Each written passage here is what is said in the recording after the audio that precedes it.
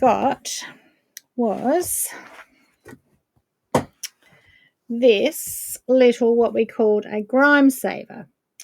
So in your head, okay.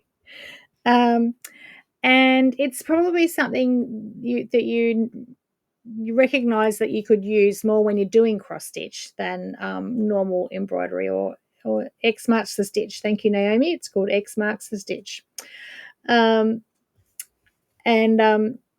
Anyway, so when you're doing cross stitch and you're holding it in your hoop, obviously you're getting sweaty fingers and things over it. So the Grime Saver wraps around your hoop, and with magnets, it just snaps together on the side. And so you're putting your sweaty, dirty hands over the Grime Saver instead of on the Ada or on the cloth that you're embroidering on or cross stitching on, so you just don't get those grubby marks. So it's called a Grime Saver. So that was one of the gifts that they got, and we have now have that available.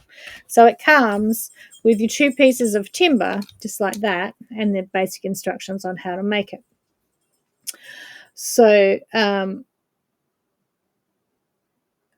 well done, Sharon. Well done, Joe. You have one finished. So I thought I'd just go to get through and put this one together and show you how I put it together. So obviously all the attendees had their name on it, and you possibly could get your name on it if you want to customize it. But it's just the 2 pieces of timber and the instructions. So it's just 2 squares of fabric with some Helen or something on one side. And then actually I'm just going to trim the corners.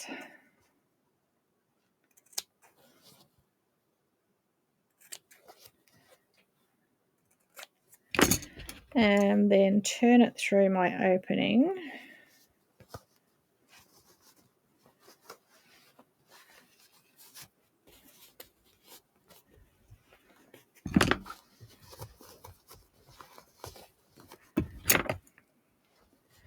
Just get my corners out nice and tight. Oh, I'll just put my iron on.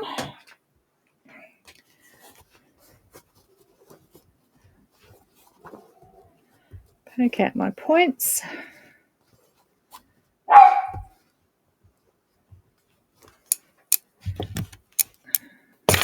Thanks, Donna. Donna just put the link in for you for the X marks the spot. Marks a stitch, whatever it was.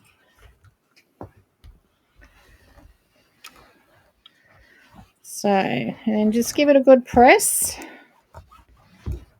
Got everything out as much as you can.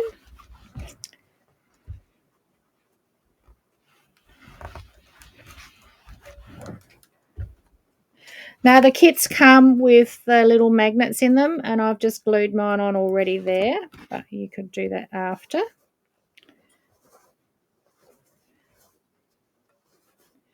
Just going to tuck everything in there. You could slip stitch this closed. Slip stitch it closed. I'm just going to stitch onto it. So I'm going to take some strong pearl thread and a nice long piece, and needle,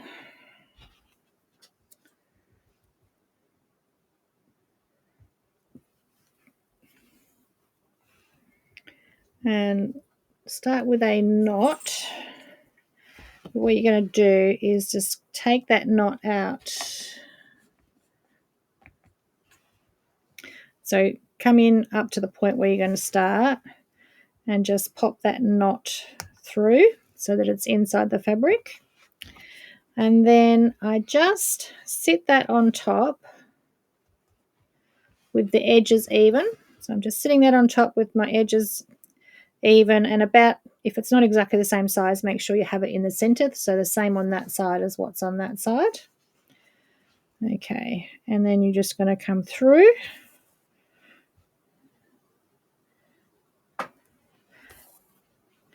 and then work your way along coming through each hole.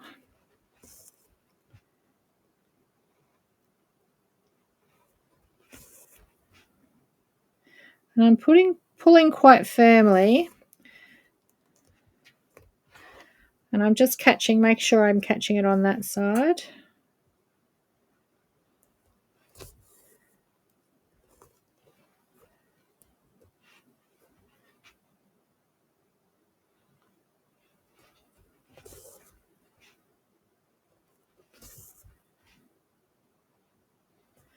And then where my opening was, I just have to make sure I'm going through both layers to close that opening, because I didn't slip stitch it closed.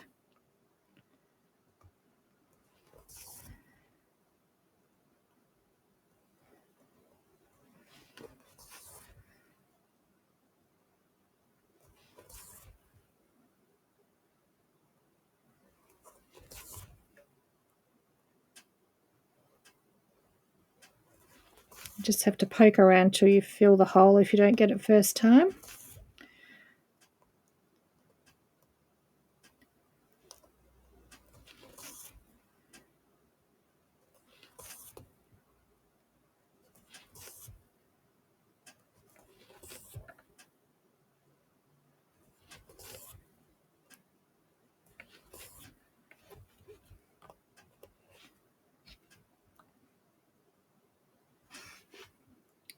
Caught my end in there.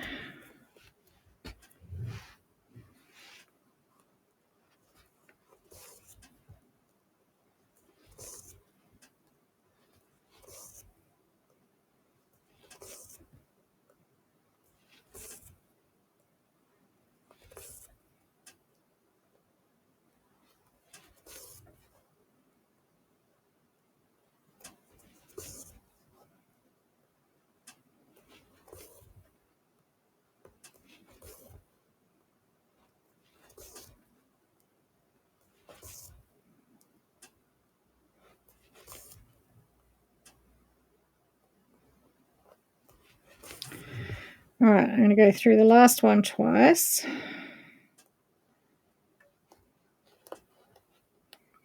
If I can find it again.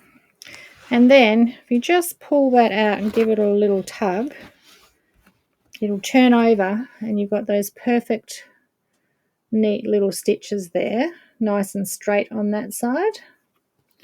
So I'm going to come to this side and just finish end off.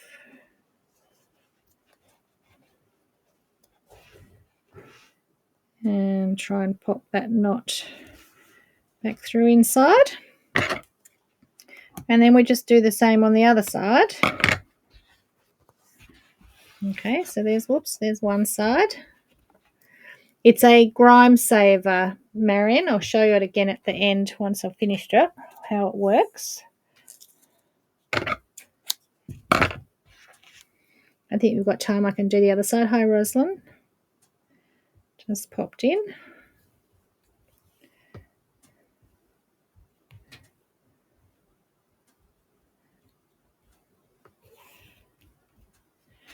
So with the up the same way, I'm going to start off on this point, pop my knot inside. It's got a bit much tail there, so I'll just trim that. And then this one, face it down, upside down on top. Get it centered.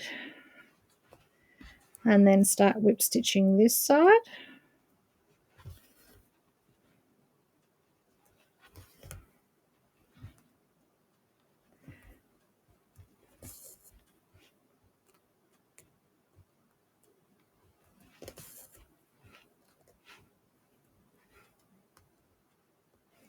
Just gets hooked around the corner on those first few stitches.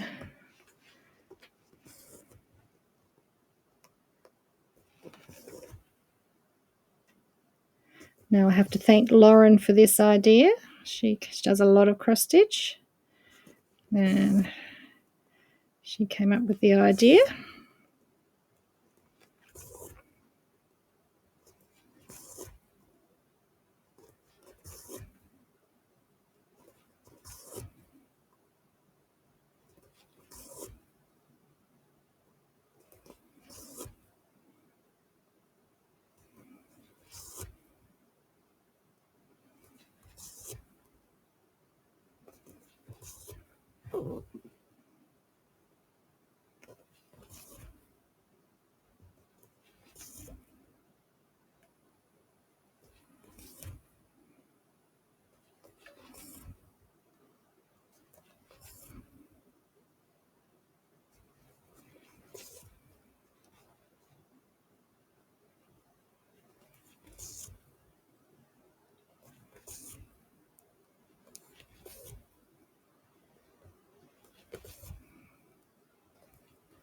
Going as quickly as I can.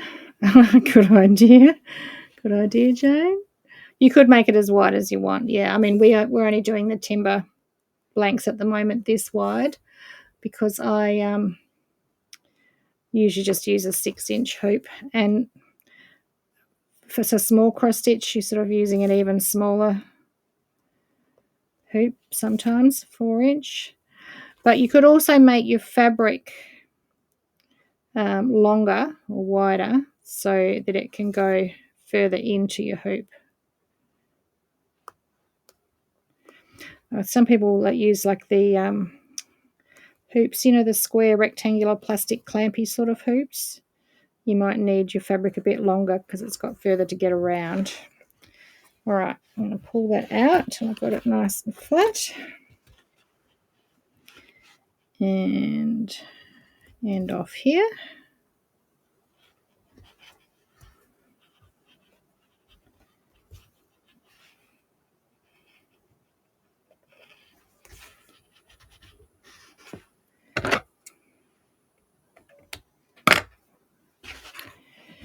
And I haven't cleaned these laser blanks. You can clean that just with a magic eraser and get that cleaner, or you could paint it before you do it too if you prefer to paint it or seal it.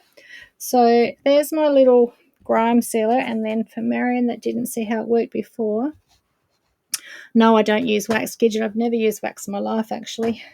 Cheetos, yes, very good. Cheetos, cheezels. Yeah, the fabric Jeanette. Yes, you could make that wider. So if you've got like one of those big pipe hoops that are a bit thicker, or a larger hoop, then it's going to go in further. But now, because I've got my magnets on there, that just snaps over the edge and it will just stay there. And you can even use that magnet as a needle keep as well. Your needle will just sit there as well on the magnet. But yeah, that's there while you work. So that's our grime stopper.